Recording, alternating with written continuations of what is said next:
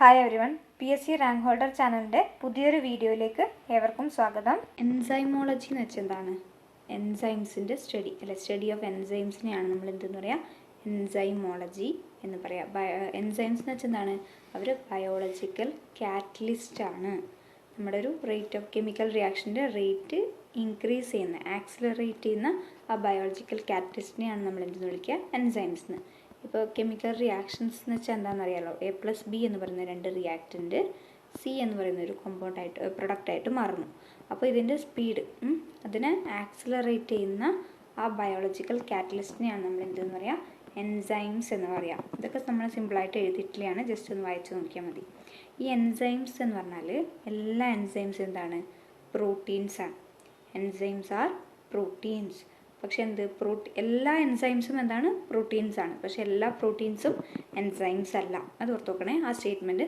All enzymes are proteins but all proteins are not enzymes. പിന്നെ എൻസൈംസിൻ്റെ action എന്ന് പറയുന്നത് ഹൈലി സ്പെസിഫിക് ആണ്. അത് മാറിപ്പോയി വേറൊരു എൻസൈം ആക്ട് ചെയ്യുന്നത് അതിൻ്റേതായ സബ്സ്ട്രേറ്റിലാണ്. അപ്പോൾ അത് ഒരിക്കലും ഒരു എൻസൈം മാറിപ്പോയിട്ട് വേറൊരു സബ്സ്ട്രേറ്റിൽ ആക്ട് ചെയ്യില്ല. അത്രക്കും സ്പെസിഫിക് ആണ് അവരുടെ ആക്ഷൻ എന്ന് പറയുന്നത്. ഇതും ജസ്റ്റ് കൊടുത്തിട്ടുണ്ട് എന്നേ ഉള്ളൂ കേട്ടോ, ജസ്റ്റ് മനസ്സിലാക്കാൻ വേണ്ടി മാത്രം. ഇമ്പോർട്ടൻസ് എന്തൊക്കെയാണ്? സെല്ലുലാർ ലൈഫ്, നമ്മുടെ ശരീരത്തിൽ നടക്കുന്ന, നമ്മുടെ ബോഡിക്കകത്ത് നടക്കുന്ന പല റിയാക്ഷൻസിലും ആരുടെ റോളുണ്ട്? ഡൈജഷൻ ആയാലും അങ്ങനെ ഏതൊരു റിയാക്ഷൻ എടുക്കുകയാണെങ്കിലും അതിനകത്ത് ആരുടെ റോളുണ്ട്? എൻസൈംസിൻ്റെ റോളുണ്ട്. ഇതെവിടെ? Cell cycle, metabolism, transcription, hormone release, protein synthesis, muscle contraction, cell shape and motility, surface receptor, എല്ലാ കേസിലും ആരുടെ റോളുണ്ട്? എൻസൈംസിൻ്റെ റോളുണ്ട്. അതുകൊണ്ട് തന്നെ നമ്മുടെ ലൈഫിന് എൻസൈംസിൻ്റെ ആവശ്യം വളരെ അധികമാണ്. സോ ഇത് വളരെ ഇമ്പോർട്ടൻ്റ് ആണ്. അത്രയും മനസ്സിലാക്കി വെച്ചാൽ മതി. പിന്നെ പ്രോപ്പർട്ടീസ് പറയുകയാണെങ്കിൽ നമ്മളിപ്പോൾ പറഞ്ഞത് എന്താണ്? നമ്മുടെ ശരീരത്തിൽ നടക്കുന്ന എല്ലാ കെമിക്കൽ റിയാക്ഷൻസും നടക്കണമെങ്കിലും ആരാവശ്യമാണ്? ഈ എൻസൈംസ് ആവശ്യമാണ്. ബ്രേക്ക് ചെയ്യുന്നത് ചില ബോൺസ് ബ്രേക്ക് ചെയ്യാനായിരിക്കും, അല്ലെങ്കിൽ ബോൺസ് ഫോം ചെയ്യാനായിരിക്കും, അല്ലെങ്കിൽ ആ ബോൺസിൻ്റെ റീഅറേഞ്ചിങ് ഒക്കെ ആയിരിക്കും. അപ്പോൾ ഇതിനൊക്കെ ആര് പങ്കെടുക്കുന്നുണ്ട്? നമ്മുടെ എൻസൈംസ് പങ്കെടുക്കുന്നുണ്ട്. പിന്നെ ഒരു ന്യൂ സബ്സ്ട്രേറ്റ് ഇത് ഫോം ചെയ്യുന്നുണ്ട്. ഇപ്പോൾ ഞാൻ പറഞ്ഞു ഒരു റിയാക്ഷൻ എന്ന് വെച്ചാൽ A+B എന്ന് പറയുന്ന ഒരു കെമിക്കൽ റിയാക്ഷനകത്ത് രണ്ട് പ്രൊഡക്ട്സ്, A+B എന്ന് പറയുന്ന രണ്ട് പ്രൊഡക്ട്സ് C എന്ന് പറയുന്ന കോമ്പൗണ്ടായിട്ട് മാറുന്നു. പിന്നെ നമ്മുടെ എൻസൈംസ് ക്ലാസിഫൈ ചെയ്തിട്ടുള്ളത് ഒരു സിസ്റ്റം, നമ്പറിങ് സിസ്റ്റം വെച്ചിട്ടാണ്. അതാണ് എൻസൈം കമ്മീഷൻ എന്ന് പറയും, അല്ലെങ്കിൽ നമ്മൾ EC എന്ന് പറയും. അത് നമ്മൾ നോക്കാം. അതിന് മുന്നേ ആയിട്ട് നോമൻക്ലേച്ചർ ജസ്റ്റ് ഒന്ന് മനസ്സിലാക്കി വെക്കാം, എന്നിട്ട് ECയിലോട്ട് വരാം, എൻസൈം കമ്മീഷനിലോട്ട് വരാം. നമുക്ക് നമ്മുടെ നോമൻക്ലേച്ചർ എന്ന് പറയുമ്പോൾ ഏതൊരു എൻസൈമിനെ എടുക്കുകയാണെങ്കിൽ, ഇപ്പോൾ നമ്മളൊരു എൻസൈം എടുക്കുകയാണെങ്കിൽ ട്രാൻസ്ഫറേസ്, മാൾട്ടേസ്, ഏസ് അല്ലേ, അങ്ങനൊരു സഫിക്സ് ഉണ്ടാവും ഒരു എൻസൈമിന് അല്ലേ. Most commonly the enzymes are named to provide data on the function as oppose to the structure of the enzyme. എൻസൈമിൻ്റെ സ്ട്രക്ചറല്ല, അതിൻ്റെ ഫങ്ഷനെയാണ് നമ്മൾ ഡിനോട്ട് ചെയ്യുന്നുള്ളത് ആ നെയിം വെച്ചിട്ട്. നമ്മൾ ട്രാൻസ്ഫറേസ് എന്ന് പറയുന്ന പേര് കാണുമ്പോൾ ഏസ് എന്ന് പറയുന്ന ഈ സഫിക്സ് വെച്ചിട്ട് നമുക്ക് എന്ത് മനസ്സിലാവും? അതൊരു എൻസൈമാണ്. ട്രാൻസ്ഫർ എന്ന് പറയുമ്പോൾ എന്താണ്? ചില മോളിക്യൂൾസിൻ്റെ ട്രാൻസ്ഫർ ആണ്. അപ്പോൾ നമുക്ക് ആ പേര് കാണുമ്പോൾ തന്നെ എന്ത് മനസ്സിലായി? ഈ എൻസൈം എന്ന് പറയുന്നുള്ളത് മോളിക്യൂൾസിൻ്റെ അല്ലെങ്കിൽ കോമ്പൗണ്ട്സിൻ്റെ ട്രാൻസ്ഫറിന് ഹെൽപ്പ് ചെയ്യുന്ന ഒരു എൻസൈമാണെന്ന് മനസ്സിലായി. അപ്പം 3 സിഗ്നിഫിക്കൻറ്റ് ഫീച്ചേഴ്സാണുള്ളത് ഇതിൻ്റെ നോമൻക്ലേച്ചറിന്. ഒന്നാണ് ഇതിൻ്റെ സഫിക്സ്, ഞാൻ പറഞ്ഞ ഏസ് അല്ലേ. എല്ലാ എൻസൈമിൻ്റെ കൂടെയും ഏസ് ഉണ്ടാവും, അല്ലെങ്കിൽ ചില എൻസൈമിൻ്റെ കൂടെ ഏസ് ഇല്ലാത്ത എൻസൈമിൻ്റെ കൂടെ ഉണ്ടാവും.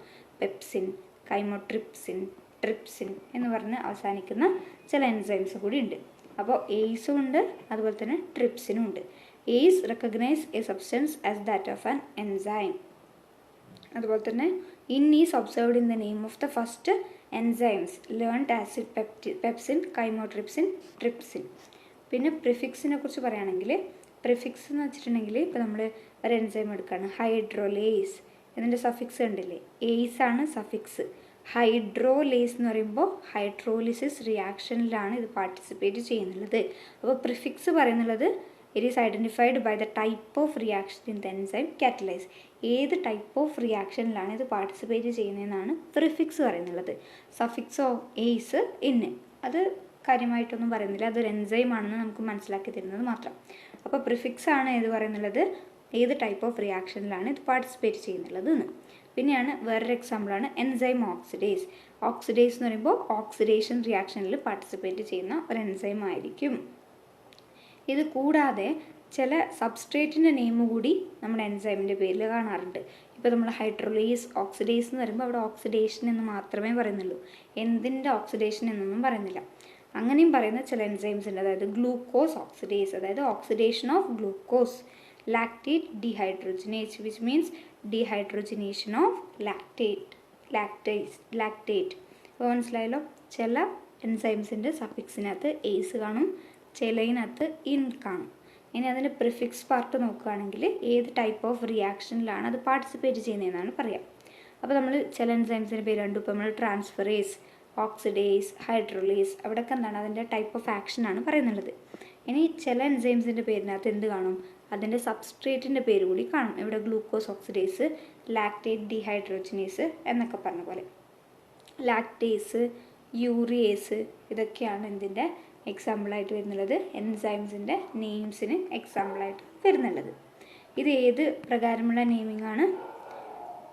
ഇത് കോമൺ ആയിട്ടുള്ള നെയിമിംഗ് ആണ് കേട്ടോ. ഏത് പ്രകാരം എന്ന് നമുക്ക് പറയാൻ പറ്റില്ല. ഇനി നമ്മൾ അതായത് ഇപ്പോൾ നമുക്ക് ഇങ്ങനെ ഒരു എൻസൈമിൻ്റെ പേര് നമുക്ക് തോന്നിയ പോലെ ഇടാൻ പറ്റില്ല. ഇപ്പോൾ കറക്റ്റ് റൂൾസൊക്കെ ഉണ്ട്, കാര്യങ്ങളൊക്കെ ഉണ്ട്. അതാണ് as per the standard international union of biochemistry. As per the standard international union of biochemistry നമ്മുടെ എൻസൈമിൻ്റെ നെയിമിന് എന്തുണ്ട്, 2 പാർട്ടുണ്ട്. ഒന്ന് നമ്മുടെ സബ്സ്ട്രേറ്റ്, പിന്നെ ടൈപ്പ് ഓഫ് റിയാക്ഷൻ. ഇത് ഏത് കേസാണ് പറയുന്നത്? As per the standard international union of biochemistry നമ്മുടെ എൻസൈമിന് 2 പാർട്ടുണ്ട്. ഒന്ന് സബ്സ്ട്രേറ്റ് ഏതാണെന്നും ഒന്ന് ടൈപ്പ് ഓഫ് റിയാക്ഷനും. ഇതെവിടെ കാണുന്നു? Lactate dehydrogenase. അപ്പോൾ ഈ നെയിമിൽ നിന്ന് നമുക്ക് 2 പാർട്ട് കിട്ടി അല്ലേ? 1, 2 2 പാർട്ടുണ്ട്. ഈ 2 പാർട്ടിനകത്ത് ഫസ്റ്റ് പാർട്ട് എന്താ പറയുന്നത്? സബ്സ്ട്രേറ്റ്. സെക്കൻഡ് പാർട്ട് എന്താ പറയുന്നത്? Type of action. ഇതാണ് ഏത് പ്രകാരമുള്ള naming? Standard international union of biochemistry പ്രകാരമുള്ള നെയിമിങ്. ഇനി ഇപ്പോൾ നമ്മൾ പറഞ്ഞ എൻസൈം കമ്മീഷൻ, അതിനെക്കുറിച്ച് പറയുകയാണെങ്കിൽ it is the nomenclature developed by the International Union of Biochemistry and Molecular Biology. Biochemistry and molecular biology. അവിടെ നമ്മൾ നെയിം ചെയ്യുന്നത് EC നമ്പേഴ്സ് വെച്ചിട്ടാണ്. എന്താണ് EC നമ്പേഴ്സ്? EC നമ്പേഴ്സ് എന്ന് വെച്ചിട്ടുണ്ടെങ്കിൽ ഒരു 4 ഡിജിറ്റ് നമ്പറാണ്. എന്താണ്? 4 ഡിജിറ്റ് നമ്പറാണ്. ശരിക്കും നമ്മുടെ EC നമ്പേഴ്സ് പ്രകാരം 6 ഗ്രൂപ്പ്സ് ഓഫ് എൻസൈംസ് ഉണ്ട്. 6 ഗ്രൂപ്പ്സ് ഓഫ് എൻസൈംസ് ഉണ്ട്. അത് ബേസ്ഡ് ഓൺ ആ റിയാക്ഷനാണ്, ഏത് ടൈപ്പ് ഓഫ് ആക്ഷനാണ് അത് ചെയ്യുന്നുള്ളത്, അത് വെച്ചിട്ട് 6 ഗ്രൂപ്പ് ഓഫ് എൻസൈംസ് ഉണ്ട്. അപ്പോൾ നമ്മുടെ EC കാറ്റഗറി എന്ന് പറയുന്നത് നമ്മുടെ എൻസൈംസിനെ 6ആയിട്ട് ക്ലാസിഫൈ ചെയ്തിട്ടുണ്ട്. ഈ ക്ലാസിഫിക്കേഷൻ എന്ന് പറഞ്ഞാൽ ഡസ് നോട്ട് കൺസിഡർ സ്ട്രക്ചറോ കാര്യങ്ങളോ ഒന്നും കൺസിഡർ ചെയ്യുന്നില്ല. Only the type of reaction അത് മാത്രമാണ് കൺസിഡർ ചെയ്യുന്നുള്ളത്. അപ്പോൾ EC നമ്പർ വെച്ചിട്ട് EC ക്ലാസിഫിക്കേഷൻ എന്ന് പറയുമ്പോൾ 6 ടൈപ്സ് ഉണ്ട്. അതിലോട്ട് നമുക്ക് വരാം. അതിന് മുന്നേ ആയിട്ട് ഈ EC നമ്പർ എന്ന് പറയുന്നത് 4 ഡിജിറ്റ് നമ്പറാണ്. ഇതുപോലെ ഉണ്ടാവും, ഡോട്ട് ഡോട്ട് ഡോട്ട് ഇട്ടിട്ട് വരും. ഇതിനകത്ത് വരുന്ന ഈ ഫസ്റ്റ് ലെറ്റർ എന്ന് പറഞ്ഞാൽ ക്ലാസ് ആണ്, ആ എൻസൈമിൻ്റെ ക്ലാസ്. സെക്കൻഡ് സബ് ക്ലാസ്, ഇത് സബ് ക്ലാസ്, ഇത് sub class, sub class, sub class, sub class, sub class. ഇങ്ങനെ 4 ഡിജിറ്റ് നമ്പറാണ് EC നമ്പർ എന്ന് പറയുന്നത്. ഇതിനകത്ത് ഈ ലാസ്റ്റത്തെ 2 ഡിജിറ്റ് ഉണ്ടല്ലോ, ലാസ്റ്റത്തെ 2 ഡിജിറ്റാണ് നമ്മുടെ എൻസൈം ഏത് ആക്ഷൻ ചെയ്യുന്നു എന്ന് പറയുന്നുള്ളത്. ഇവിടെ എക്സാമ്പിളാണ് ഇവിടെ കൊടുത്തിട്ടുള്ളത്. EC നമ്പർ ഓഫ് ഇതില്ല കേട്ടോ. EC number of alcohol NAD+ oxido reductase is 1.111. ഇങ്ങനെയാണ്, 1 പോയിൻ്റ് എന്ന് വായിക്കേണ്ട, 1111. ഇതാണ് എന്ത്? EC നമ്പർ ഏതിൻ്റെ? ആൽക്കഹോൾ NAD+ ഓക്സിഡോ റിഡക്റ്റേസിൻ്റെ. ഇനി നമുക്ക് ഓരോ ക്ലാസ്സിലോട്ട് പോവാം. ഇപ്പോൾ നമ്മൾ ഫസ്റ്റ് പറഞ്ഞ ഈ ക്ലാസ് ഇവിടെ ഉണ്ടല്ലോ, ഈ ഫസ്റ്റ് ഡിജിറ്റ് എന്ന് പറഞ്ഞാൽ ക്ലാസ് എന്ന് പറഞ്ഞില്ലേ, അങ്ങനെ 6 ക്ലാസ് ഉണ്ട്. അപ്പോൾ ഇത് വരുന്നുള്ളത് ഫസ്റ്റ് ക്ലാസ്സിനകത്താണ്. അപ്പോൾ നമുക്ക് ആ നമ്പർ വെച്ചിട്ട് മനസ്സിലാക്കാൻ പറ്റും ഇത് ഏത് ക്ലാസ്സിൽ പെടുന്നതാണ്. പിന്നെ ഈ ലാസ്റ്റ് 1.11 എന്ന് പറയുന്നത് ഏതാണ്? ഇതിൻ്റെ ആക്ഷനാണ്. അപ്പോൾ ആ നമ്പർ വെച്ചിട്ടാണ് ഈ എൻസൈമിൻ്റെ നോമൻക്ലേച്ചർ ചെയ്യുന്നുള്ളത്. നമുക്ക് ഓരോ ക്ലാസ് ആയിട്ട് നോക്കാം. ക്ലാസ് 1 EC1 എന്ന് പറഞ്ഞാൽ ഓക്സിഡോ റിഡക്റ്റേസസ് ആണ്. അപ്പോൾ ഇവിടെ ഈ 1 എന്ന് പറഞ്ഞാൽ ഓക്സിഡോ റിഡക്റ്റേസസ് ആണ്. ഇൻസ്റ്റെഡ് ഓഫ് 1 അത് 2 ആയിരുന്നെങ്കിൽ അതെന്താണ്? ട്രാൻസ്ഫറേസസ് ആണ്. ഇനി 3 ഉണ്ട്, ഹൈഡ്രോലേസസ്, ലൈയേസസ്, ഐസോമറേസസ്, ലിഗേസസ്. ഇങ്ങനെ 6 ടൈപ്പ് ഓഫ് എൻസൈംസ് ആണുള്ളത്. ഇതാണ് എൻസൈംസിൻ്റെ ക്ലാസിഫിക്കേഷൻ എന്ന് പറയുന്നത്. 6 ഉണ്ട്. ബേസ്ഡ് ഓൺ ഈസി ആണ് കേട്ടോ എൻസൈം കമ്മീഷൻ. ഇനി ഓരോന്നിനെ കുറിച്ചും ഡീറ്റെയിൽഡ് ആയിട്ട് നോക്കാം. ഓക്സിഡോ റിഡക്ടേസസ് വിച്ച് മീൻസ് ഓക്സിഡേഷനും നടത്തുന്നുണ്ട് റിഡക്ഷനും നടത്തുന്നുണ്ട്. അതായത് റിഡോക്സ് റിയാക്ഷൻ ഒന്നുകിൽ ഓക്സിഡേഷൻ റിയാക്ഷൻ നടത്തും അല്ലെങ്കിൽ റിഡക്സ് റിയാക്ഷൻ നടത്തും. അങ്ങനെയുള്ള എൻസൈംസിനെയാണ് നമ്മൾ എന്തെന്ന് പറയാം, ഓക്സിഡോ റിഡക്ടേസസ് എന്ന് പറയാം. ഓക്സിഡേഷൻ എന്ന് വെച്ചാൽ എന്താണ്, ഒന്നെങ്കിൽ നമുക്ക് ഓക്സിജൻ്റെ കേസിൽ പറയുകയാണെങ്കിൽ ഓക്സിജൻ്റെ ആക്സെപ്റ്റിംഗ് ഓക്സിജൻ, അതിനെയാണ് നമ്മൾ എന്ത് പറയുക, ഓക്സിഡേഷൻ എന്ന് പറയാം. റിഡക്ഷൻ എന്ന് വെച്ചാൽ removal of oxygen. Gain of ഓക്സിജനും റിമൂവൽ ഓഫ് ഓക്സിജനാണ് റിഡക്ഷൻ. ഇനി ഇലക്ട്രോണിൻ്റെ കേസിലാണെങ്കിൽ ഓക്സിഡേഷൻ എന്ന് വെച്ചാൽ it is the loss of electrons. Oxidation എന്ന് പറയുമ്പോൾ എന്ത് പ്രോസസ്സാണ്, ഇലക്ട്രോൺസിൻ്റെ ലോസിനെയാണ് നമ്മൾ എന്തെന്ന് പറയാം, ഓക്സിഡേഷൻ എന്ന് പറയാം. ഇലക്ട്രോണിൻ്റെ ലോസ് എന്ന് പറയുമ്പോൾ ഓക്സിഡേഷൻ സ്റ്റേറ്റ് ഇൻക്രീസ് ചെയ്യും. ഇനി ഇലക്ട്രോണിൻ്റെ ഗെയിൻ ആണെങ്കിലോ ഓക്സിഡേഷൻ സ്റ്റേറ്റ് ഡിക്രീസ് ചെയ്യും. അതിനാണ് റിഡക്ഷൻ എന്ന് പറയാം. അപ്പോൾ ഓക്സിഡോ റിഡക്ടേസസ് എന്ന് പറയുമ്പോൾ എന്താണ്, these are the enzymes that will catalyse oxidation or reduction reactions. അപ്പോൾ ഓക്സിഡേഷൻ റിയാക്ഷൻ എന്ന് വെച്ചതാണ് it is the loss of electrons. Loss of electrons എന്ന് പറയുമ്പോൾ ഓക്സിഡേഷൻ സ്റ്റേറ്റ് ഇൻക്രീസ് ചെയ്യുന്നത്. റിഡക്ഷൻ എന്ന് പറയുമ്പോൾ it is the gain of electrons or a decrease in the oxidation state of an atom. ഇനി നമ്മുടെ എക്സാമ്പിളാണ്, ഓക്സിഡോ റിഡക്ടേസിൻ്റെ എക്സാമ്പിളാണ് ആൽക്കഹോൾ ഡീഹൈഡ്രോജിനേസ്. ഈ ഫസ്റ്റ് ഡിജിറ്റ് എന്താ ഡിനോട്ട് ചെയ്യുന്നത്, നമ്മുടെ ഈ എൻസൈം ഏത് ക്ലാസ്സിൽ പെടുന്നു, EC1 പെടുന്നു എന്നാണ് ഡിനോട്ട് ചെയ്യുന്നുള്ളത്. നെക്സ്റ്റ് ഓരോ നമ്പർ അതിൻ്റെ സബ് ക്ലാസ്, സബ് ക്ലാസ്. അപ്പോൾ ആൽക്കഹോൾ ഡീഹൈഡ്രോജനേസിൻ്റെ നമ്പറാണ് 1111. ഇതെവിടെ എഴുതിയിട്ടുള്ളതും ഇത് തന്നെയാണ്. ആൽക്കഹോൾ NO+ ഓക്സിഡോ റിഡക്ടേസ് എന്ന് വെച്ചാലും സെയിം എൻസൈം തന്നെയാണ് കേട്ടോ, ആൽക്കഹോൾ ഡീഹൈഡ്രോജനേസ്. പിന്നെ അതുപോലെ തന്നെ മറ്റൊരു എക്സാമ്പിളാണ് cytochrome oxidase, amino acid oxidase. So oxidase അല്ലെങ്കിൽ റിഡക്ടേസ് എന്നൊക്കെ കാണുമ്പോൾ അത് ഏത് ക്ലാസ്സിൽ വരും, EC1 വരും, ഓർത്ത് വെക്കുക. ഇനി EC2 ആണെങ്കിൽ ട്രാൻസ്ഫറേസ് ആണ്. ട്രാൻസ്ഫറേസ് എന്ന് പറയുമ്പോൾ ആ പേരിൽ നിന്ന് തന്നെ എന്ത് കിട്ടുന്നുണ്ട്, ട്രാൻസ്ഫർ ഓഫ് ഫങ്ഷണൽ ഗ്രൂപ്പ്സ് ആണ്. മോളിക്യൂൾസ് തമ്മിലുള്ള ഫങ്ഷണൽ ഗ്രൂപ്പ്സിൻ്റെ ട്രാൻസ്ഫറിനെയാണ് എന്തെന്ന് പറയുന്നത്, ട്രാൻസ്ഫറേസസ് എന്ന് പറയുന്നത്. ഇവിടെ കണ്ടില്ലേ, ഫസ്റ്റ് ഡിജിറ്റ് എന്ന് പറയുന്നത് 2 ആണ്, which means it belongs to this class. Transferase എന്ന് പറയുന്ന ക്ലാസ്സിലാണ് ഇത് ഉൾപ്പെട്ടിട്ടുള്ളത്. അപ്പോൾ അതിന് മറ്റൊരു എക്സാമ്പിളാണ് ട്രാൻസമിനേസസ്, ഫോസ്ഫോറൈലേസ്, ഹെക്സോകൈനേസ് എന്നൊക്കെ പറയുന്നത്. ഇനി തേർഡ് ക്ലാസ് ആണ് ഹൈഡ്രോലേസസ്. ഹൈഡ്രോ എന്ന് പറയുമ്പോൾ എന്താണ്, വാട്ടറാണ്. ലേസസ് എന്ന് പറയുമ്പോൾ എന്താണ്, breaking. So breaking the bonds by adding H2O molecule add ചെയ്തിട്ട് H2O മോളിക്യൂൾ ആഡ് ചെയ്തിട്ട് ബോൺസ് ബ്രേക്ക് ചെയ്യുന്ന ആ ടൈപ്പ് ഓഫ് എൻസൈംസിനെയാണ് നമ്മൾ ഹൈഡ്രോലേസസ് എന്ന് പറയുന്നത്.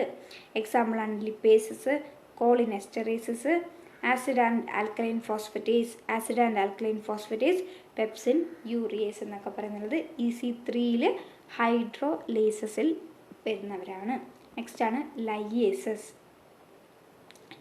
എന്ന് വെച്ചാൽ എന്താണ്, elimination reactions to form double bonds form ചെയ്യാൻ വേണ്ടി എലിമിനേഷൻ റിയാക്ഷൻസ് നടത്തുന്ന ടൈപ്പ് ഓഫ് എൻസൈംസ് ആണ് ലൈയേസസ്.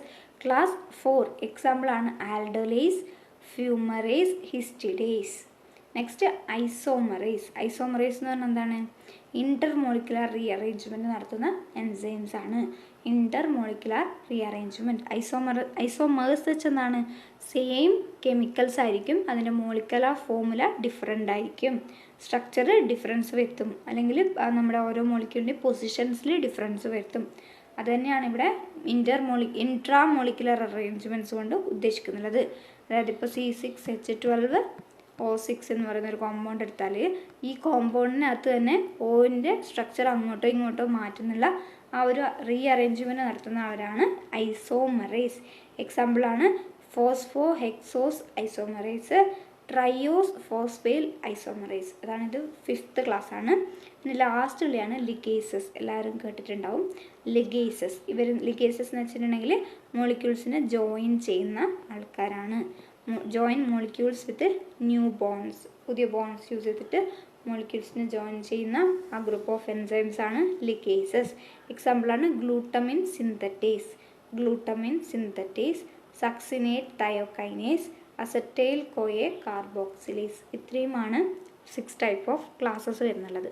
അപ്പോൾ നോമൻക്ലേച്ചറും ക്ലാസിഫിക്കേഷനും കംപ്ലീറ്റ് ചെയ്തിട്ടുണ്ട്. ഇനിയാണ് കോ എൻസൈം. എന്താണ് കോ എൻസൈം? കോ എൻസൈം എന്ന് പറയുമ്പോൾ നമ്മുടെ എൻസൈംസിൻ്റെ ആക്ഷൻ എന്ന് പറയുന്നത് ചില സമയത്ത് നമ്മുടെ എൻസൈംസിനെ ആക്ട് ചെയ്യാൻ വേണ്ടി ചില മോളിക്യൂൾസിൻ്റെ ഹെൽപ്പ് ആവശ്യമാണ്. അതായത് enzymes are less suitable for catalysing oxidation reduction reactions and many types of group transfer processes. അതായത് ചില എൻസൈംസ്, എല്ലാ എൻസൈംസും അല്ല, ചില എൻസൈംസ് ലെസ് സ്യൂട്ടബിൾ ആണ് ഓക്സിഡേഷൻ റിഡക്ഷൻ റിയാക്ഷൻ അതുപോലെ തന്നെ ട്രാൻസ്ഫർ പ്രോസസ്സൊക്കെ നടത്താൻ നമ്മുടെ എൻസൈംസ് ലെസ് സ്യൂട്ടബിൾ ആണ്. ചില എൻസൈംസ് അത് ചെയ്യുമെങ്കിലും അവർക്ക് വേറൊരു മോളിക്യൂൾ, അതായത് വേറെ കോഫാക്ടേഴ്സ് എന്ന് പറയുന്ന മോളിക്യൂൾസായിട്ട് ജോയിൻ ചെയ്യുമ്പോൾ അവർക്ക് ഈ റിയാക്ഷൻസൊക്കെ എളുപ്പത്തിൽ ചെയ്യാൻ സാധിക്കും. അപ്പോൾ അങ്ങനെ വേറൊരു മോളിക്യൂളായിട്ട് വേറൊരു കോമ്പൗണ്ടുമായിട്ട് ബൈൻഡ് ചെയ്യുന്ന ആ എൻസൈമിനെയാണ് നമ്മൾ കോ എൻസൈം എന്ന് പറയുന്നത്.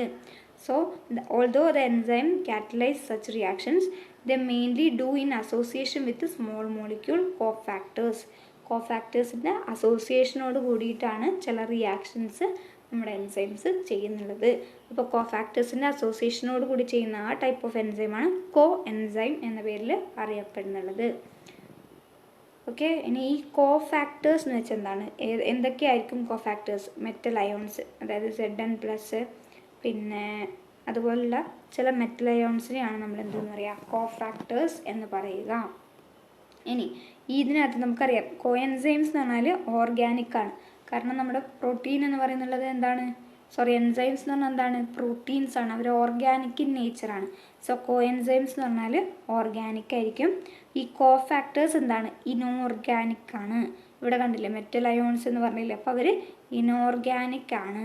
കോ എൻസൈംസ് ഓർഗാനിക് ആണ്. ഇനി നമുക്ക് നോക്കാനുള്ളത് എന്താണ് ഒരു സബ്സ്ട്രേറ്റ്, എന്താണ് ആക്റ്റീവ് സൈറ്റ്, ഈ മെക്കാനിസം ഓഫ് ആക്ഷൻ ആണ് നമുക്ക് നോക്കാനുള്ളത്. ഇനി നോക്കാം. ഒരു സബ്സ്ട്രേറ്റ് എന്ന് വെച്ചാൽ എന്താണ്, ഈ സബ്സ്ട്രേറ്റിനെയാണ് നമ്മുടെ എൻസൈംസ് പ്രൊഡക്റ്റാക്കി മാറ്റുന്നുള്ളത്.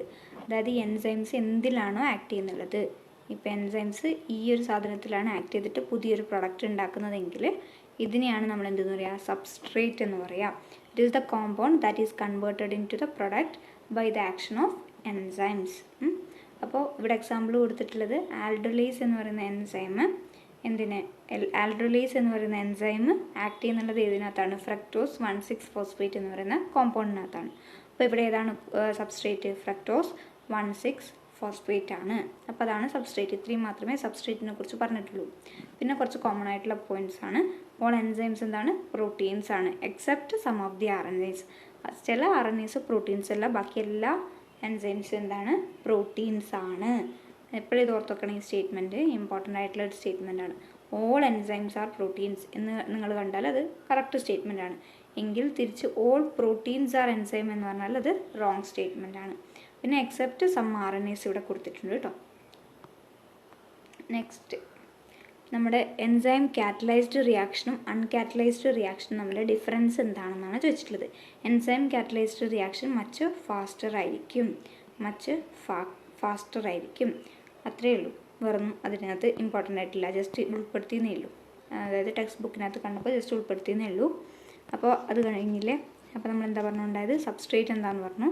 ഇനി ആക്റ്റീവ് സൈറ്റ് എന്താണെന്ന് അറിയാണ്ട്. സബ്സ്ട്രേറ്റ് എന്ന് വെച്ചാൽ ഏതിലാണോ നമ്മുടെ എൻസൈം ആക്ട് ചെയ്യുന്നുള്ളത് അതിനാണ് നമ്മൾ സബ്സ്ട്രേറ്റ് എന്ന് പറയുന്നത്. നെക്സ്റ്റ് ആക്റ്റീവ് സൈറ്റ്, അതായത് ഇപ്പോൾ ഒരു എൻസൈം, ഈ എൻസൈമിൻ്റെ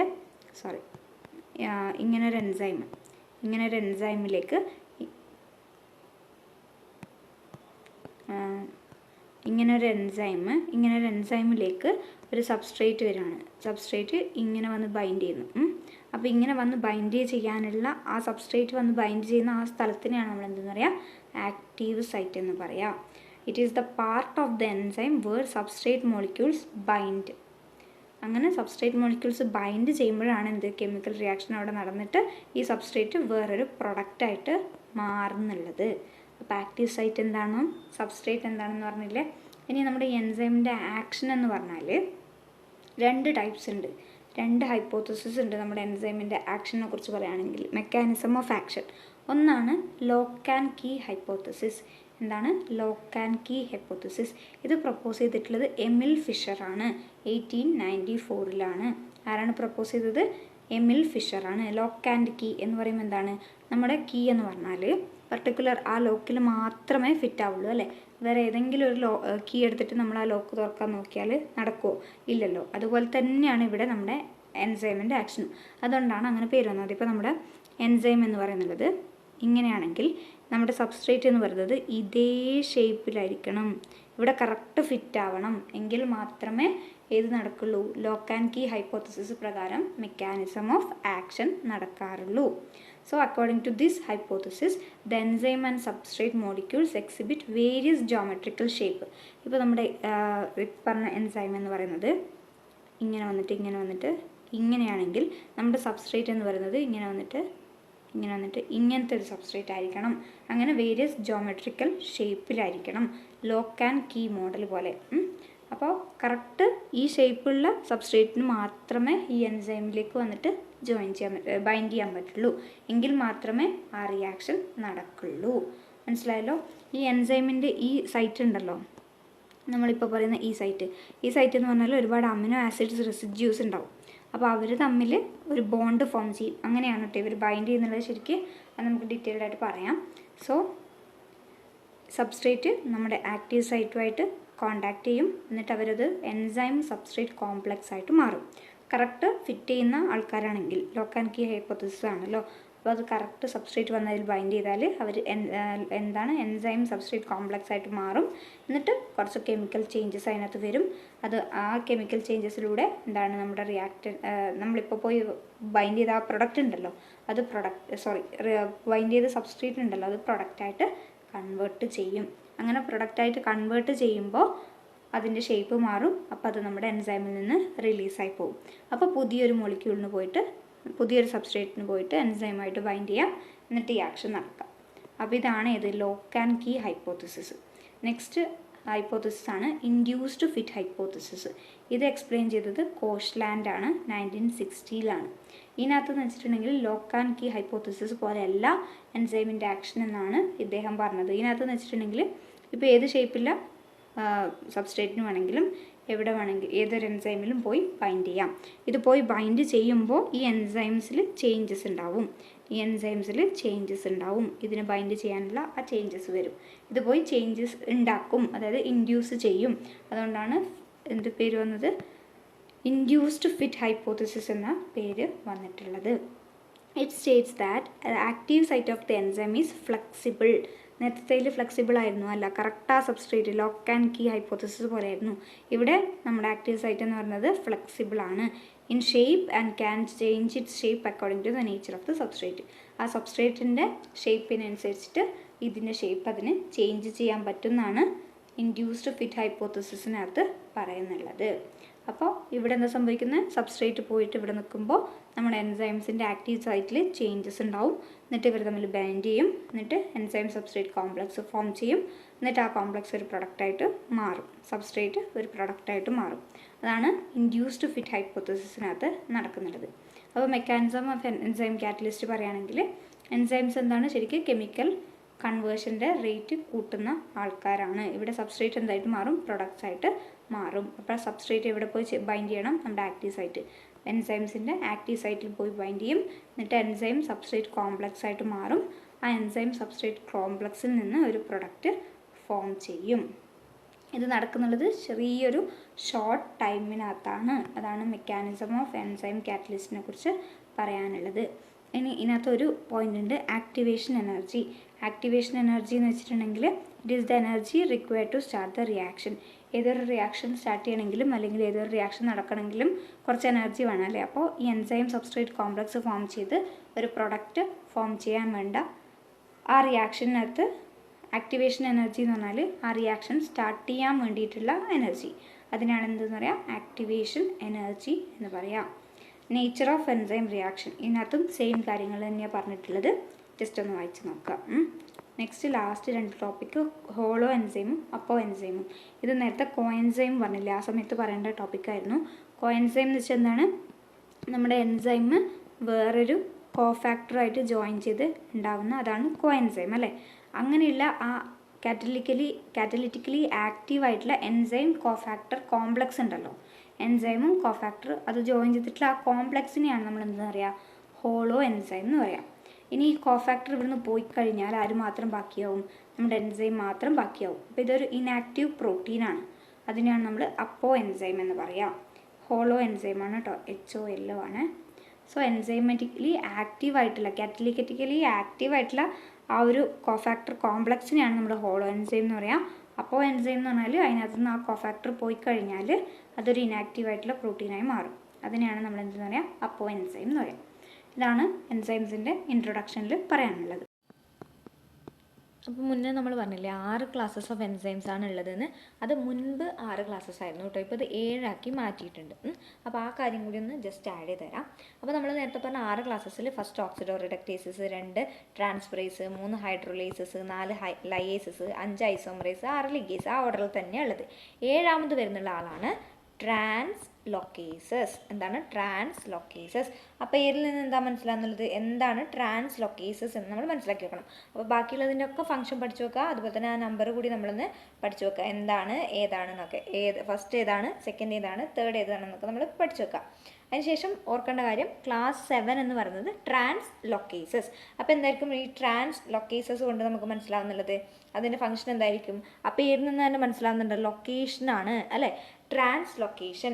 അതായത് ഇവിടെ ശരിക്കും അവരെന്താ ചെയ്യുന്നതെന്ന് വെച്ചിട്ടുണ്ടെങ്കിൽ, ഈ സെൽ മെംബ്രെയിൻ്റെ, ഇപ്പോൾ ഇതൊരു സെൽ മെംബ്രെയിനാണെന്ന് വിചാരിക്കുക, ഈ സെൽ മെംബ്രെയിൻ്റെ ഉള്ളിലോട്ടും അതുപോലെ തന്നെ പുറത്തോട്ടും എന്താണ് അയോൺസും മോളിക്യൂൾസിൻ്റെ ഒക്കെ എന്താണ് മൂവ്മെൻറ്റ്, അതിന് വേണ്ടിയിട്ടാണ് ഇത് ഹെൽപ്പ് ചെയ്യുന്നുള്ളത്. ഓക്കെ, മൂവിങ് ദ മോളിക്യൂൾസ് അല്ലെങ്കിൽ അയോൺസ്, അതിന് വേണ്ടിയിട്ട് കാറ്റലൈസ് ചെയ്യുന്നുള്ള എൻസൈംസ് ആണ് ട്രാൻസ്ലോക്കേസസ് എൻസൈം എന്ന് പറയാം. So translocases are the enzymes that catalyses the movement, okay, movement of ions, നമ്മുടെ അയോൺസ് അല്ലെങ്കിൽ molecules across membrane or their separation within the membranes. Okay, അതാണ് ട്രാൻസ്ലോക്കേസസിൻ്റെ പരിപാടിയായിട്ട് വരുന്നത്. അതിനകത്ത് ട്രാൻസ്ലോക്കേസസ് 7.1, 7.2, 7.3 ഒക്കെ ഉണ്ട്. അത്ര ഡീറ്റെയിൽഡ് ആയിട്ട് വേണോ എന്നറിയില്ല, എങ്കിലും ജസ്റ്റ് ഒന്ന് പറഞ്ഞുതരാം കേട്ടോ, ജസ്റ്റ് ഒന്ന് നോട്ട് ചെയ്ത് വെക്കുക, നമുക്ക് ആവശ്യം വന്നാലോ. അതിനകത്ത് 7.1 എന്ന് പറഞ്ഞിട്ടുണ്ടെങ്കിൽ, 7.1 എന്ന് പറഞ്ഞാൽ കാറ്റലൈസിങ് ദ ട്രാൻസ്ലോക്കേഷൻ ഓഫ് ഹൈഡ്രോൺസിൻ്റെ ട്രാൻസ്ലോക്കേഷൻ ആണെങ്കിൽ അത് 7.1 ആണ്. ഓക്കെ, 7.1 എന്താണ്, ഹൈഡ്രോൺസിൻ്റെ ട്രാൻസ്ലോക്കേഷൻ ആണെങ്കിൽ 7.1 ആണ്. ഇവിടെ 7.2 എന്തായിരിക്കും, ട്രാൻസ്ലോക്കേഷൻ ഓഫ് ഇനോർഗാനിക് കാറ്റയോൺസ് ആണ് 7.2, ട്രാൻസ്ലോക്കേഷൻ ഓഫ് ഇനോർഗാനിക് കാറ്റയോൺസ്. അപ്പോൾ 7.3 എന്തായിരിക്കും, ഇനോർഗാനിക് തന്നെയാണ്, ഇനോർഗാനിക് ആനയോൺസ് അത് 7.3. അപ്പോൾ 7.4-7.4-നകത്താണെങ്കിൽ അമിനോ ആസിഡ്സും പെപ്റ്റൈഡ്സും, എന്തൊക്കെയാണ് അമിനോ ആസിഡ്സും പെപ്റ്റൈഡ്സിൻ്റെയും ട്രാൻസ്ലോക്കേഷന് ഹെൽപ്പ് ചെയ്യുന്നുള്ളത് ക്ലാസ് EC, നമ്മുടെ EC പറഞ്ഞില്ലേ, ആ ക്ലാസ് 7.4 ആണ്. നമ്മൾ പറഞ്ഞില്ലേ 7.1, 7.2, 7 അങ്ങനെ എന്താണ് സബ് ക്ലാസ് ഉണ്ടാവും, സബ് ക്ലാസ് ഉണ്ടാവും എന്ന് പറഞ്ഞില്ലേ, അതിനകത്ത് 7.4 അമിനോ ആസിഡ്സും പെപ്റ്റൈഡ്സും ആണ്. പിന്നെ 7.5 ആണ്, 7.5-നകത്ത് കാർബോഹൈഡ്രേറ്റ് ആണ്. പിന്നെ ബാക്കിയുള്ള അതർ കോമ്പൗണ്ട്സ് ഒക്കെയാണ് 7.6-ൽ വരിക. അപ്പോൾ ഇതും കൂടി ഒന്ന് ജസ്റ്റ് പഠിച്ചു വെക്കുക. അപ്പോൾ ട്രാൻസ്ലോക്കേഷൻ ക്ലാസ് 7 ആണ്. അതിനകത്ത് 7.1 ഉണ്ട്, 7.2 ഉണ്ട്, 7.3 ഉണ്ട്, 7.4 ഉണ്ട്, 5 ഉണ്ട്, 6 ഉണ്ട്. ഇത്രയും കാര്യങ്ങളൊന്ന് പഠിച്ചു വെക്കുക. ഇതിൻ്റെ സബ്സപ്പും വരുന്നുണ്ട്, പക്ഷെ നമുക്കത് വേണ്ടാന്ന് തോന്നുന്നു. ഇത്രയും കാര്യങ്ങൾ എന്തായാലും പഠിച്ചു വെക്കുക. ഡീറ്റെയിൽഡ് ആയിട്ട് ആവശ്യമാണെങ്കിൽ ജസ്റ്റ് ഒന്ന് റെഫർ ചെയ്യാം കേട്ടോ. ഓക്കെ, ഈ എൻസൈം ആക്ടിവിറ്റീനെ എഫക്റ്റ് ചെയ്യുന്ന ഒരുപാട് ഫാക്ടേഴ്സ് ഉണ്ട്. നമുക്കറിയാം ഓരോരോ റിയാക്ഷൻ ആയാലും പർട്ടിക്കുലർ ടെമ്പറേച്ചർ ഉണ്ട്, അതുപോലെ തന്നെ pH ഉണ്ട്, അങ്ങനെ ഓരോ കാര്യങ്ങളുണ്ട് അല്ലേ. നമ്മൾ ഓരോ കാര്യങ്ങൾ പഠിക്കുമ്പോഴും അതിൻ്റെ കൂടെ തന്നെ പഠിക്കാറുണ്ട് അല്ലേ, ഫാക്ടേഴ്സ് എഫക്റ്റിംഗ് എന്ന് പറഞ്ഞിട്ട്. അതിനകത്ത് പ്രഷർ, ടെമ്പറേച്ചർ, pH ഒക്കെ പഠിക്കാറുണ്ട്. അപ്പോൾ ഇവിടെ നമ്മൾ നോക്കുന്നത് എൻസൈം ആക്ടിവിറ്റീനെ എഫക്റ്റ് ചെയ്യുന്ന കുറച്ച് ഫാക്ടേഴ്സാണ്. ഒന്നാമത്തതാണ് കോൺസെൻട്രേഷൻ ഓഫ് എൻസൈം അല്ലേ. 1-2 എൻസൈം ഉണ്ടായിട്ട് കാര്യമുണ്ടോ? നമുക്ക് ആവശ്യത്തിനുള്ള എൻസൈം വേണം അല്ലേ. The concentration of enzyme, assuming a sufficient concentration of substrate is available, increasing enzyme concentration will increase the enzyme reaction rate. അതായത് ആവശ്യത്തിന് സബ്സ്ട്രേറ്റ് ഉണ്ട്, ഇത്രയും സബ്സ്ട്രേറ്റ് ഉണ്ട്, അപ്പോൾ നമുക്ക് ആക്ട് ചെയ്യാൻ 1-2 എൻസൈം ഉണ്ടായിട്ട് കാര്യമുണ്ടോ? ഇല്ലല്ലോ. ആവശ്യത്തിനുള്ള എന്താണ് എൻസൈം കോൺസെൻട്രേഷൻ കൂടി ആവശ്യമാണ്. ഒരുപാട് സബ്സ്ട്രേറ്റും കുറച്ച് നമ്മുടെ എൻസൈമും ഉണ്ടായിട്ട് കാര്യമില്ല. എന്താണ്, ഇതിനാവശ്യത്തിനുള്ള എൻസൈംസ് വേണം. സോ എൻസൈമിൻ്റെ കോൺസെൻട്രേഷൻ കൂടുന്തോറും എന്താണ് ഈ സബ്സ്ട്രേറ്റിന് വെച്ചിട്ടുള്ള സബ്സ്ട്രേറ്റിനെ എന്താക്കി മാറ്റിക്കൊണ്ടിരിക്കും, പ്രൊഡക്റ്റാക്കി മാറ്റിക്കൊണ്ടേയിരിക്കും. സോ എൻസൈമിൻ്റെ കോൺസെൻട്രേഷൻ കൂടുന്തോറും റേറ്റ് ഓഫ് റിയാക്ഷനും കൂടിക്കൂടി വരും. അതാണ് ഇവിടെ ഈ ഗ്രാഫിനകത്ത് കൊടുത്തിട്ടുള്ളത്. കാണുന്നുണ്ടല്ലോ എൻസൈം കോൺസെൻട്രേഷൻ. ഇവിടെ എൻസൈം കോൺസെൻട്രേഷൻ കൊടുത്തു, ഇവിടെ റേറ്റ് ഓഫ് റിയാക്ഷൻ കൊടുത്തു. ഈ എൻസൈം കോൺസെൻട്രേഷൻ 0-ൽ നിന്ന് കൂടുന്തോറും ഇതിങ്ങനെ ഡയറക്റ്റ്ലി പ്രൊപ്പോർഷണൽ ആയിക്കൊണ്ട് വന്നുകൊണ്ടേയിരുന്നു. ഒരു സ്റ്റേജിലെത്തുമ്പോൾ പിന്നെ ഇതെന്തായി സ്റ്റേബിളായിട്ട് മാറുകയാണ്. കണ്ടല്ലോ എൻസൈം കോൺസെൻട്രേഷൻ കൂടുന്തോറും റിയാക്ഷൻ റേറ്റും കൂടിക്കൂടി വരികയാണ്. എന്നിട്ട് ഒരു സ്റ്റേജ് എത്തുമ്പോൾ ഇത് ഒരേ ലെവലിലോട്ട് പോവുകയാണ്. ഇതാണ് എൻസൈം കോൺസെൻട്രേഷൻ്റെ എഫക്റ്റ്. എങ്ങനെയാണ് എഫക്റ്റ് ചെയ്യുന്നതെന്ന്. അപ്പോൾ എൻസൈം കോൺസെൻട്രേഷൻ വളരെ കുറവാണെങ്കിൽ റിയാക്ഷൻ റേറ്റും കുറവായിരിക്കും. എൻസൈം കോൺസെൻട്രേഷൻ കൂടുതലാണെങ്കിൽ റിയാക്ഷൻ റേറ്റും കൂടുതലായിരിക്കും. അതുപോലെ തന്നെ എൻസൈം കോൺസെൻട്രേഷൻ പോലെ തന്നെ ഇമ്പോർട്ടൻ്റ് ആയിട്ടുള്ള മറ്റൊരു ഫാക്ടറാണ് സബ്സ്ട്രേറ്റിൻ്റെ കോൺസെൻട്രേഷൻ. സബ്സ്ട്രേറ്റിൻ്റെ കോൺസെൻട്രേഷൻ നമുക്ക് നോക്കണ്ടേ. ഒരുപാട് എൻസൈമും കുറച്ച് സബ്സ്ട്രേറ്റും. നിങ്ങളൊന്ന് ആലോചിച്ച് നോക്കിയേ. അപ്പോൾ സബ്സ്ട്രേറ്റിൻ്റെ കോൺസെൻട്രേഷനും ഇവിടെ ഇമ്പോർട്ടൻസ് ഉണ്ട്. At a constant enzyme concentration and lower concentrations of substrate, the substrate concentration is the limiting factor. As the substrate concentration increases, enzyme reaction rate increases. എന്താണ്? At constant enzyme concentration, at lower concentration of substrates, അതായത് ഒരുപാട് എന്തുണ്ട് enzymes ഉണ്ട്, substrates വളരെ കുറവാണെങ്കിൽ എന്ത് സംഭവിക്കും? ഈ സബ്സ്ട്രേറ്റ് കോൺസെൻട്രേഷൻ ലിമിറ്റിംഗ് ഫാക്ടറായിട്ട് മാറും. പിന്നെ സബ്സ്ട്രേറ്റ് കോൺസെൻട്രേഷൻ ഇൻക്രീസ് ചെയ്യുന്നതിനനുസരിച്ചിട്ട് നമ്മുടെ എൻസൈം റിയാക്ഷൻ റേറ്റും ഇൻക്രീസ് ചെയ്യും. പിന്നെ however at very high substrate concentration, സബ്സ്ട്രേറ്റിൻ്റെ കോൺസെൻട്രേഷൻ ഒരുപാടായാൽ എന്ത് സംഭവിക്കും? Enzymes become saturated. അതായത് എൻസൈമിന് പരമാവധി അതിൻ്റെ പണി മൊത്തം ചെയ്ത് അവർ സാച്ചുറേറ്റഡ് ആവും. ഇനി അങ്ങോട്ട് അവർക്ക് വർക്ക് ചെയ്യാൻ പറ്റാത്ത ഒരു കണ്ടീഷനിലേക്ക് എത്തും. അപ്പോൾ എന്ത് സംഭവിക്കും? ഇപ്പം നമ്മൾ കണ്ട ഗ്രാഫ് ഉണ്ടല്ലോ, ഒരു സ്റ്റേജ് വരെ അത് ഇൻക്രീസ് ചെയ്യും, പിന്നീട് അത് ഇൻക്രീസ് ചെയ്യാണ്ട് ഒരു ലെവലിൽ തന്നെ കണ്ടിന്യൂ ചെയ്യും. ഇതിൻ്റെ ഗ്രാഫ് കൂടി നമുക്ക് നോക്കാം. കാണുന്നുണ്ടല്ലോ, സബ്സ്ട്രേറ്റ് കോൺസെൻട്രേഷൻ കൂടുന്നതിനനുസരിച്ചിട്ട് എൻസൈമിൻ്റെ കോൺസെൻട്രേഷനും കൂടി, എന്നിട്ട് ഒരു ലെവലെത്തുമ്പോൾ പിന്നെ ഇത് അങ്ങോട്ട് കൂടുന്നില്ല, പകരം സാച്ചുറേറ്റഡ് ആയി ഇങ്ങനെ പോവാണ്. മനസ്സിലായല്ലോ? ഇതാണ് സബ്സ്ട്രേറ്റ് കോൺസെൻട്രേഷൻ്റെ എഫക്റ്റ്.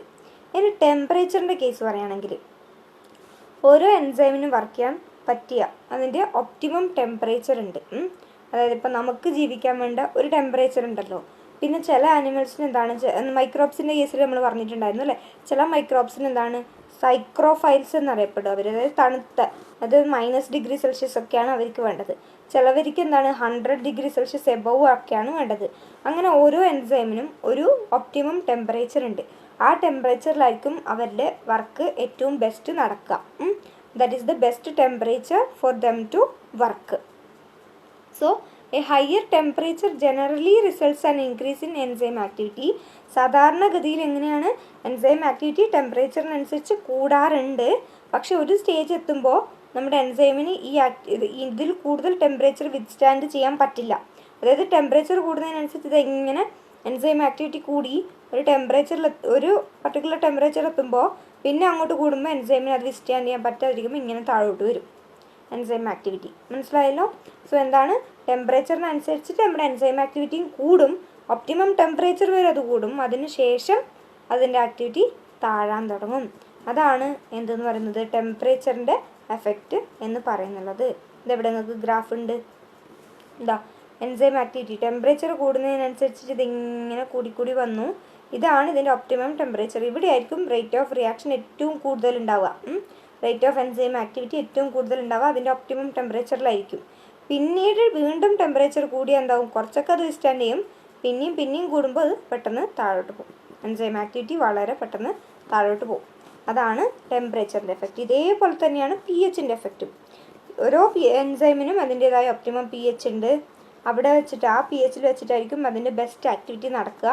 അപ്പോൾ pH കൂടുന്നതിനനുസരിച്ചിട്ട് എൻസൈം ആക്ടിവിറ്റിയും കൂടി പോയി ഒപ്റ്റിമം pHലെത്തുമ്പോൾ അത് ബെസ്റ്റ് ഏറ്റവും കൂടുതൽ ആക്ടിവിറ്റി കാണിച്ചു. എന്നിട്ട് വീണ്ടും pH കൂടുന്നതിനനുസരിച്ച് അത് താഴോട്ട് വന്നു. Okay. Changes in pH may denature enzyme by altering the enzyme's charge. എൻസൈമിൻ്റെ ചാർജും കാര്യങ്ങളൊക്കെ ആൾട്ടർ ചെയ്യാൻ ചാൻസസ് ഉണ്ട്.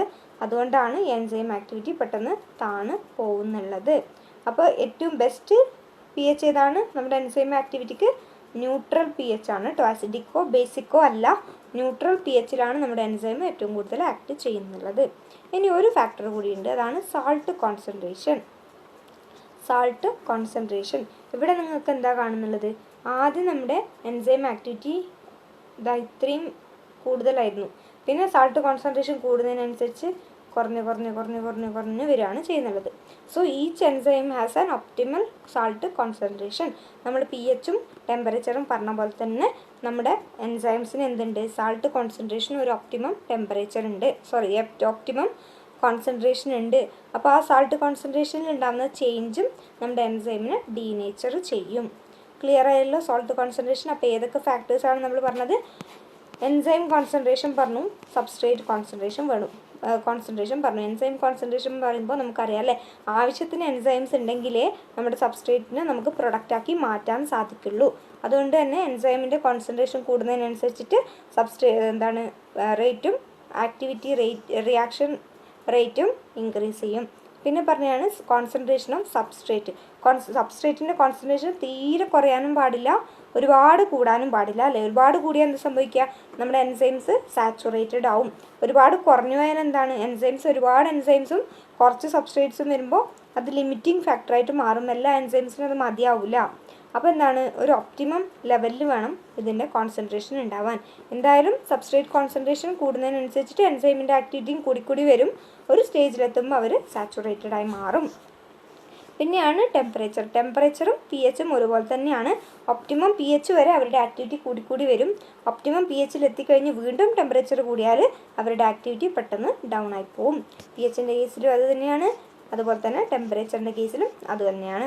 ഇനി ഈ ടെമ്പറേച്ചർ, അതായത് ഒപ്റ്റിമം ടെമ്പറേച്ചറിന് മേലെ പോകുമ്പോൾ നമ്മുടെ എൻസൈംസ് ഡീനാച്ചർ ചെയ്യും. അതുപോലെ തന്നെ പി എച്ചിൻ്റെ കേസിലും അങ്ങനെ തന്നെയാണ്, അവരുടെ സ്ട്രക്ചറും കാര്യങ്ങളൊക്കെ ആൾട്ടർ ചെയ്ത് പോകും, അപ്പോൾ അവരുടെ ആക്ടിവിറ്റി കുറയും. അതുപോലെ തന്നെയാണ് സോൾട്ട് കോൺസെൻട്രേഷൻ എന്ന് പറയുമ്പോൾ ലോ കോൺസെൻട്രേഷനിൽ അവരുടെ ആക്ടിവിറ്റി വളരെ കൂടുതലായിരുന്നു. ഈ കോൺസെൻട്രേഷൻ കൂടുന്നതിനനുസരിച്ചിട്ട് ആക്ടിവിറ്റി കുറഞ്ഞ് വരികയാണ് ചെയ്യുന്നുള്ളത്. So changes in the salt concentration may also denature enzymes. അപ്പോൾ ഇത്രയും ഫാക്ടേഴ്സാണ് മെയിനായിട്ട് നമുക്ക് എൻസൈം ആക്ടിവിറ്റിയിൽ ശ്രദ്ധിക്കാനുള്ളത്. These are the factors that affect the enzyme activity. Clear ആയില്ലേ?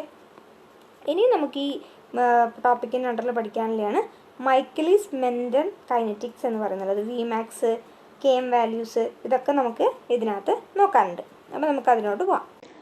ഈ മൈക്കലിസ് മെൻറ്റൻ കൈനറ്റിക്സിനകത്ത് എന്താ പറയുന്നതെന്ന് വെച്ചിട്ടുണ്ടെങ്കിൽ, നമ്മളിപ്പോൾ പറഞ്ഞില്ലേ എന്താണ്, നമ്മുടെ എൻസൈമും സബ്സ്ട്രേറ്റും തമ്മിലുള്ള ആ ഒരു ഗ്രാഫിനെ കുറിച്ച് പറഞ്ഞില്ലേ.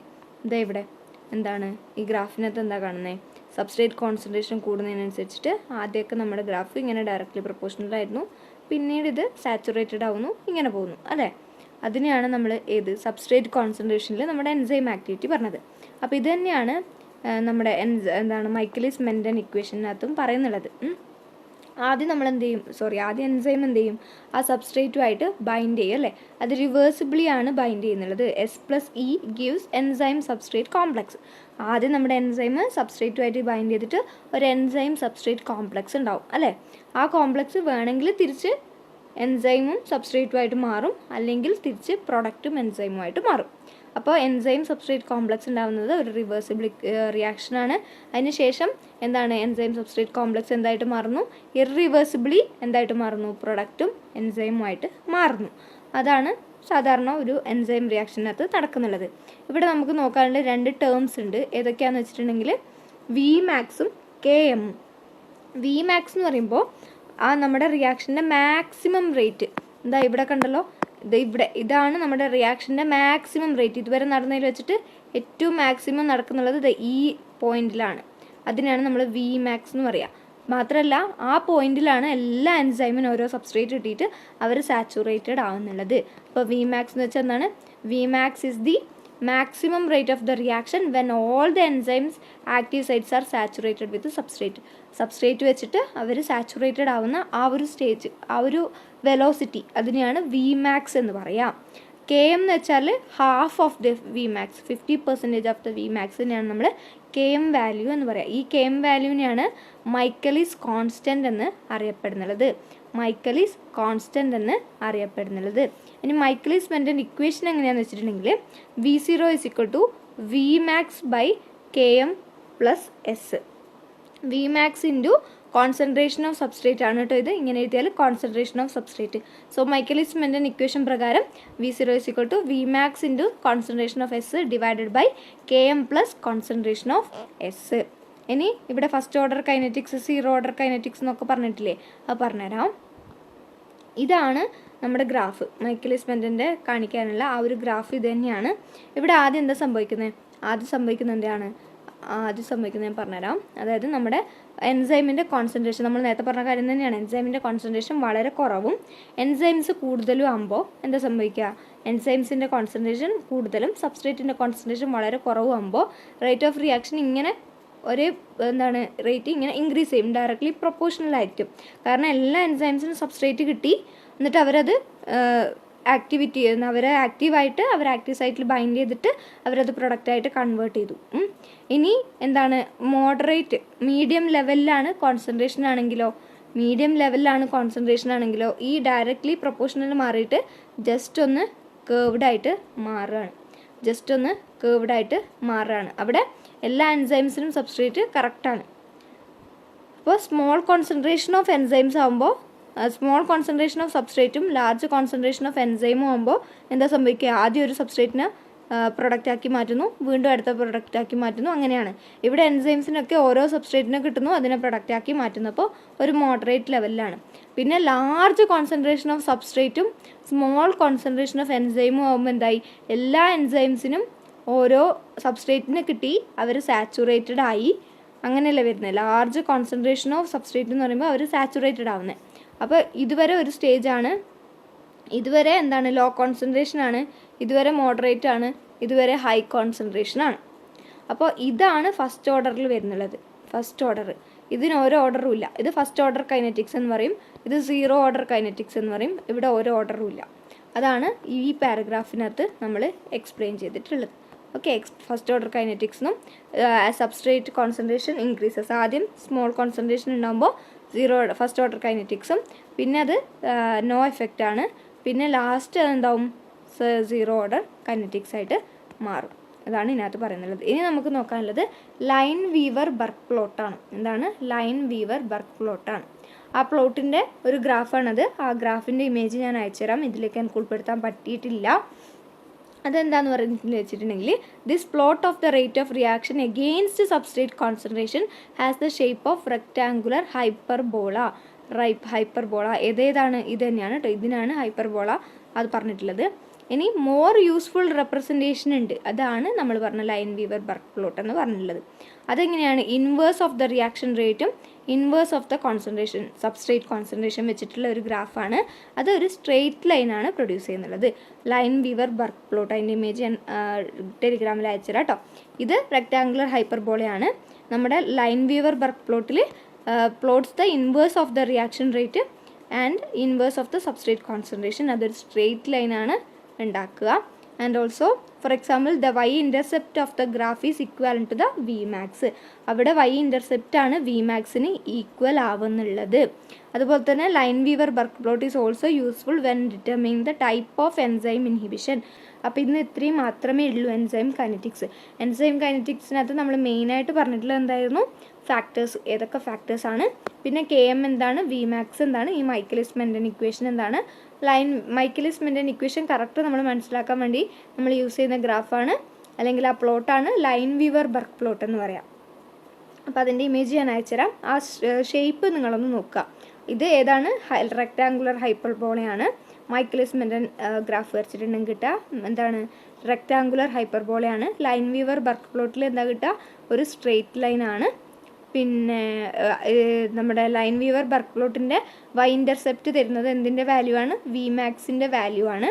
അങ്ങനത്തെ കാര്യങ്ങളൊക്കെ നോട്ട് ചെയ്ത് വെക്കുക. നിങ്ങളൊരു പാരഗ്രാഫ് വായിച്ചിട്ട് ഇതിൽ നിന്ന് എങ്ങനെയൊക്കെ ക്വസ്റ്റ്യൻസ് വരാം എന്ന് നിങ്ങൾ തന്നെ സ്വയം ചോദിക്കുക.